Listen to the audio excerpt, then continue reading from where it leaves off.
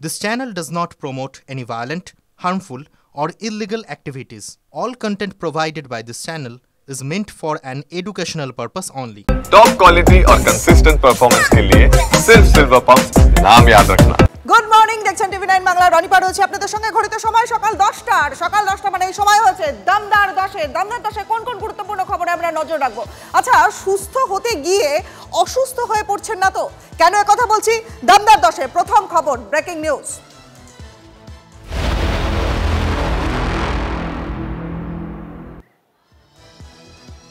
Puducherry, Agra, Kolkata, Gaya, Cuttack pan India জাল ওষুধ নেটওয়ার্কের পর্দাফাঁস। 20,000 কোটির জাল ওষুধ, সেই জাল ওষুধ কারবারের পর্দাফাঁস করলো টিভি9 বাংলা।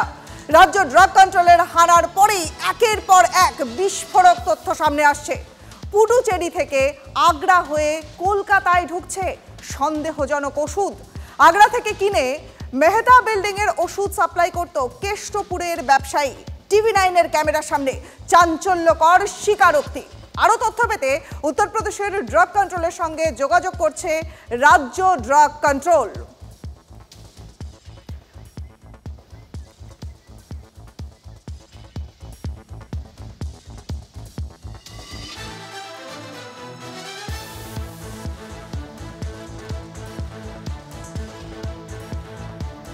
কেষ্টপুরের ওষুধ ব্যবসায়ী, তিনি কি বলছেন শোনাবো। আপনি কার কাছ থেকে নিয়েছেন? আমি আমার ডিস্ট্রিবিউটর থেকে নিয়েছি।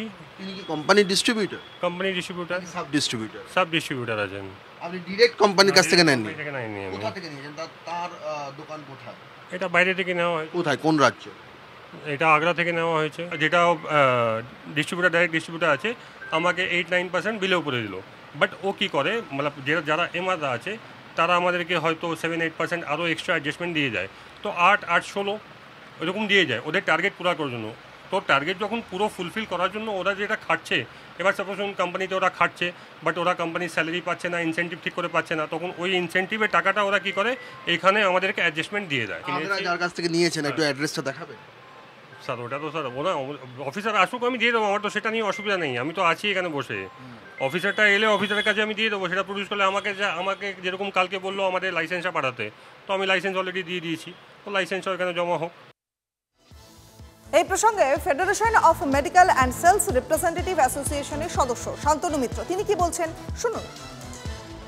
কোম্পানি তো জাল ওষুধ বানাচ্ছে না, জাল ওষুধ বানাচ্ছে কিছু অসাধু ব্যবসায়ী, যারা ছোট ছোট জায়গায় সরকারের প্রশাসনিক অবহেলা বা ব্যর্থতার সুযোগ নিয়ে তারা এই ওষুধগুলো তৈরি করে এই ডিস্ট্রিবিউশন চ্যানেলের মধ্যে ঢুকিয়ে দিচ্ছে। জাল ওষুধটা কোনোভাবে এই সর্বভারতীয় ডিস্ট্রিবিউশন নেটওয়ার্কের মধ্যে ঢুকে পড়ছে কোনো একটা ফাঁকফোকর দিয়ে, সেই ফাঁকফোকরটা খুঁজে বার করা দরকার, তবেই কিন্তু এটা বন্ধ করা সম্ভব। যখনই আপনি বলছেন যে 70% ডিসকাউন্ট দিচ্ছি, এই 70% ডিসকাউন্ট দিয়ে আমি যে ওষুধটা পেশেন্টকে বিক্রি করলাম, পেশেন্ট তো চিন্তা করছে না ওষুধটা কি সত্যি ঠিকমতো ওষুধ, বা তার মধ্যে কোথাও জাল ওষুধ ঢুকে গেছে।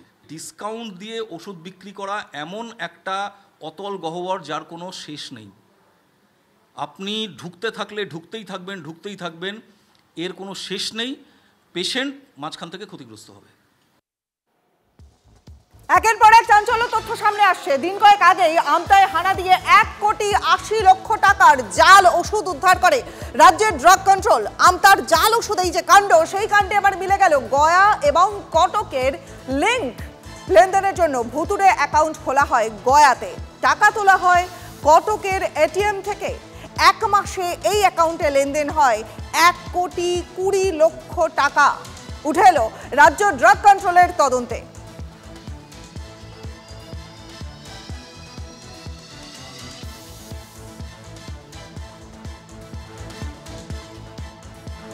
একের পর এক তথ্য দেবো আপনাদের, আর এবার দেখাবো যে কোন রুটে কলকাতায় ঢুকছে জাল ওষুধ। জাল ওষুধ চক্রে কাজে লাগানো হয়েছে দূরপাল্লার বাসের নেটওয়ার্ক। ওড়িশা, বিহার থেকে দূরপাল্লার বাসে ভোর রাতে কলকাতায় ঢুকেছে বাক্স ভর্তি জাল ওষুধ। 500 থেকে 1,000 টাকার বিনিময়ে সেই ওষুধ বড় বাজারের পাইকারির দোকানে পৌঁছে দিয়েছেন লুটেরা। জাল ওষুধের কারবার নিয়ে বিস্ফোরক মন্তব্য ভিন রাজ্যের বাস কন্ডাক্টরের।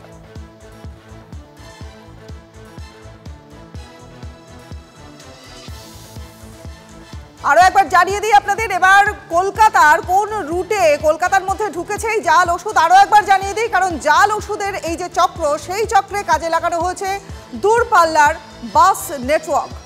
ওড়িশা, বিহার থেকে দূরপাল্লার বাসে করে ভোর রাতে কলকাতায় ঢুকেছে বাক্স ভর্তি জাল ওষুধ। 500 থেকে 1000 টাকার বিনিময়ে সেই ওষুধ বড় বাজারের পাইকারির দোকানে পৌঁছে দিয়েছে লুটেরা। জাল ওষুধের কারবার নিয়ে বিস্ফোরক মন্তব্য ভিন রাজ্যের বাস কন্ডাক্টরের।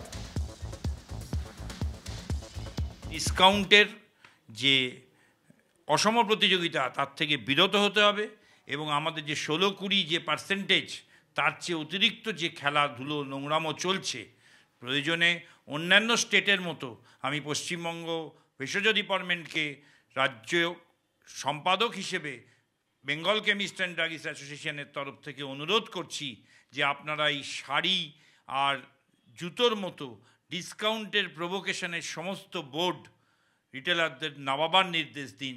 এই ঘটনা পাঞ্জাব, মুম্বাই, কেরল করে দেখিয়েছে। আমরা পশ্চিমবঙ্গই বা পিছিয়ে থাকবো কেন? আপনারা শুনলেন, দেখুন ডিসকাউন্টের ইঁদুর দৌড়ের সুযোগ নিয়েই বাজারে ঢুকছে জাল ওষুধ, দাবি করলেন বেঙ্গল কেমিস্ট অ্যান্ড ড্রাগিস্ট অ্যাসোসিয়েশনের সম্পাদক পৃথ্বী বসু।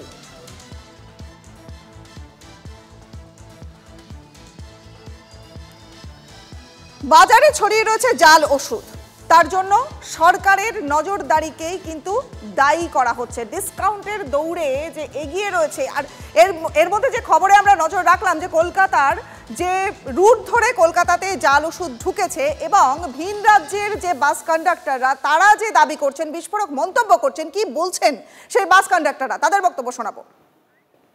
মাঝে মধ্যে যদি ওষুধ যদি কারো আর্জেন্ট যদি থাকে তো ট্রান্সপোর্টে যদি ওরা পাঠায় হয়তো 3 থেকে 4 দিন লাগবে, আর বাসে যদি পাঠায় তাহলে আজকে হয়তো রাত্রিরে আমরা বাস ছাড়বো, কালকে সকালে উনি পেয়ে যান। যাদের আর্জেন্ট থাকে, যারা পাঠাতে চায় তারা নিশ্চয়ই পাঠাতে পারবে, কিন্তু কাগজপত্র থাকলে। আর গাড়িতে কোনো মেডিসিনে আসে না কি যায় না।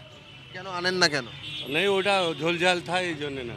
ঝোলঝাল কি ঝোলঝাল? কি ঝোলঝাল আমি কি জানবো, ওটা ডুপ্লিকেট ফুপ্লিকেট থাকবে এই জন্যে নেয় না। मालिक का ऑर्डर है, कोई मेडिसिन नहीं जाएगा। क्यों मालिक का ऐसा क्यों ऑर्डर है? मेडिसिन में खराब होता मेडिसिन होता है ना, डुप्लीकेट भी कोई भेज देता है, इसलिए टोटल मेडिसिन ही बंद है। কোটি কোটি টাকার জাল ওষুধের তদন্তে নেমে চক্ষু চরকগাছ হওয়ার জোগাড় রাজ্য ড্রাগ কন্ট্রোল আধিকারিকদের। তারা বলছেন এই রাজ্যে জাল ওষুধের কারবারের সঙ্গে গয়া, আগ্রা, উড়িষ্যার যোগ ক্রমশ স্পষ্ট হচ্ছে। হরিয়ানা, উত্তরাখণ্ড, দিল্লিরও। এবং সেই সূত্রেই তারা জানাচ্ছেন যে বাস রুট অর্থাৎ সড়ক পথকে ব্যবহার করে এই রাজ্যে ঢুকছে জাল ওষুধ। বাবুঘাট চত্বরে যে সমস্ত ভিন রাজ্যের বাসগুলো রয়েছে সেখানেই এইভাবেই যে সমস্ত সামগ্রী আছে সেই সমস্ত সামগ্রীর মধ্যে জাল ওষুধের যে পেটি, সেই পেটি চলে আসছে। কাগজপত্র কোনো সমস্যা নেই, কাগজপত্রের কোনো গাফিলতি নেই বা কোনো ত্রুটি নেই। সেই সমস্ত কাগজপত্র দেখিয়েই এখান থেকে ভ্যানে করে স্ট্যান্ড রোড ধরে Bagri market, Mehta building, Gandhi market, Giriya trading centre, সেই সমস্ত জায়গায় পৌঁছে যাচ্ছে জাল ওষুধ। এখানে এই যে রুট, সেই রুটই হচ্ছে জাল ওষুধ কারবারের অন্যতম রুট। ক্যামেরায় সমর দাসের সঙ্গে সৌরভ দত্ত, TV9 বাংলা, কলকাতা। কোন রুটে এই জাল ওষুধ ছড়িয়ে পড়ছে তা নিশ্চয়ই বুঝতে পারছেন। আবার বাজারে ছড়িয়ে রয়েছে এই জাল ওষুধ, তার জন্য সরকারের নজরদারিকেই দায়ী করছেন চিকিৎসকদের একাংশ।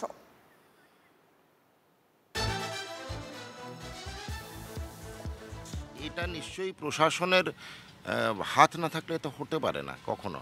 সেই প্রশাসনিক হাতটা কোন তলা থেকে আসছে, 14 তলা থেকে না একতলার টালির ঘর থেকে, সেটা তো আমরা জানি না। এমনও হতে পারে যে সল্টলেকের স্বাস্থ্য দপ্তর থেকে আসছে। মুখ্যমন্ত্রী, স্বাস্থ্যমন্ত্রী এবং পুলিশ মন্ত্রী সবই একজন। তো আমার মনে হয় আঙুলটা সেদিকেই দেখাতে হবে। আরও ভয়াবহ খবর সব আমরা পাচ্ছি। উত্তর কলকাতা, মধ্য কলকাতা নার্সিং হোমগুলোর মধ্য থেকে অ্যালবুমিন নামক ওষুধ 34 লক্ষ টাকার বাজেয়াপ্ত করা হয়েছে। এই যে বরামত করা হচ্ছে, এগুলো তো এমনি এমনি হচ্ছে না। এখন এগুলো কি করে ধরা পড়ছে? হঠাৎ প্রশাসনিক তৎপরতা না, ভাগ বটোয়ারার গণ্ডগোল। ওষুধের উপর যে নজরদারি থাকবে একটা, সেই নজরদারি সিস্টেমটা নেই প্রথমত।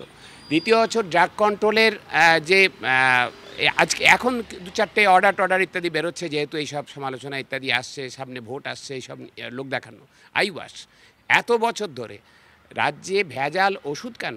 ভেজাল ওষুধ, ভেজাল খাবার, কিছু ভেজাল ধরবার, চাকরিতে ভেজাল, কোনো কিছুতে ভেজাল ধরবার কোনো হচ্ছে যে তার সদিচ্ছা নেই। তার কারণ হচ্ছে যে একদম হচ্ছেই সংগঠিতভাবে।